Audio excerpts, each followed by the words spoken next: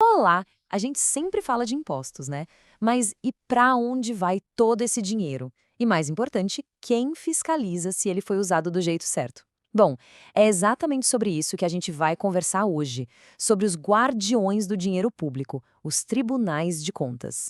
Pois é, essa é a pergunta que todo mundo deveria fazer. Afinal, esse dinheiro sai do nosso trabalho, do nosso bolso. E a boa notícia é que existe sim todo um sistema para garantir que ele seja bem aplicado. E é justamente esse sistema que a gente vai desvendar agora. Tudo começa com um princípio, uma regra de ouro que é a base de tudo: o dever de prestar contas. Vamos entender direitinho o que isso significa. Olha, para ficar fácil de entender, pensa numa situação do dia a dia, um caixa de supermercado. No fim do turno, a pessoa precisa fechar o caixa, conferir tudo e provar que cada centavo está ali contabilizado. A lógica, para quem mexe com dinheiro público, é a mesma, só que com uma responsabilidade ainda maior, porque o dinheiro não é de uma empresa, é de toda a sociedade. Então, não é uma opção, é uma obrigação. E aqui tem um detalhe muito interessante na definição da Constituição. Ela fala em comprovar a boa e regular aplicação. Regular é o básico, né? Significa seguir a lei, não fazer nada ilegal. Agora, boa aplicação vai além. Quer dizer que o dinheiro tem que ser usado com eficiência, tem que trazer resultado, não adianta só ser legal, tem que ser bem feito e gerar valor para a população. E quem é que está debaixo dessa regra? Praticamente todo mundo que encosta a mão em dinheiro público. Pode ser um órgão do governo, uma empresa estatal, uma ONG que recebe verba pública, até uma pessoa física. Se o recurso é público, não tem escapatória. Tem que prestar contas. O alcance é total. Certo. Agora que a gente já entendeu a obrigação de prestar contas, tem um ponto-chave. Existem dois tipos principais de contas. E entender essa diferença é o que nos ajuda a saber quem julga o quê. A fiscalização se divide em duas grandes avenidas. De um lado, as contas de governo, que são a visão macro, a foto panorâmica do país. A análise aqui é para ver se o governo cumpriu o orçamento, as metas. É um julgamento político, e quem faz é o poder legislativo. Do outro lado, a gente tem as contas de gestão, a visão micro, o zoom no detalhe. O foco aqui é num contrato específico, num pagamento, numa obra. E essa análise é técnica, administrativa. E aqui, quem bate o martelo é o Tribunal de Contas. Para ver como as contas de governo funcionam na prática, vamos pegar o exemplo mais famoso de todos: as contas anuais do presidente da República. O processo é quase uma dança institucional. Primeiro, o presidente entrega o balanço anual para o Congresso. O Congresso, que não é bobo nem nada, pede uma ajuda técnica para o especialista, que é o TCU. O TCU tem 60 dias para fazer uma análise minuciosa e emitir o que a gente chama de parecer prévio. Mas atenção, isso é um parecer, não é decisão final.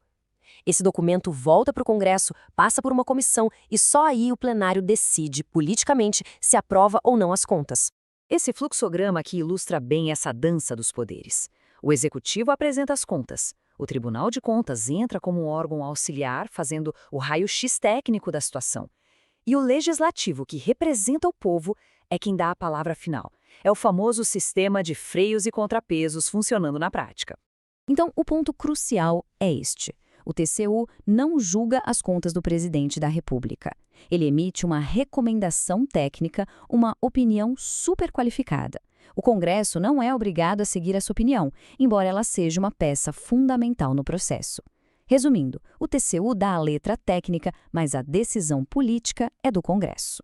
Bom, mas se o TCU só dá uma opinião sobre as contas do presidente, onde é que está o poder dele de verdade? Ah, é aqui que a história muda completamente. E aqui está o pulo do gato, a verdadeira força do Tribunal de Contas. Lembra das contas de gestão, a visão micro?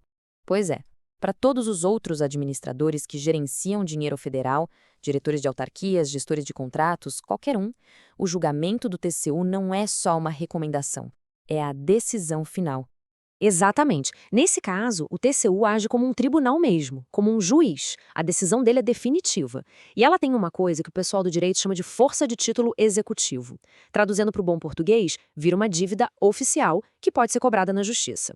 Se o TCU condena um gestor a devolver dinheiro, por exemplo, o Congresso não pode fazer nada para reverter isso. E não para por aí, não. Além de fiscalizar contratos, obras, compras, o Tribunal de Contas também tem um papel super importante na fiscalização das pessoas que trabalham para o governo.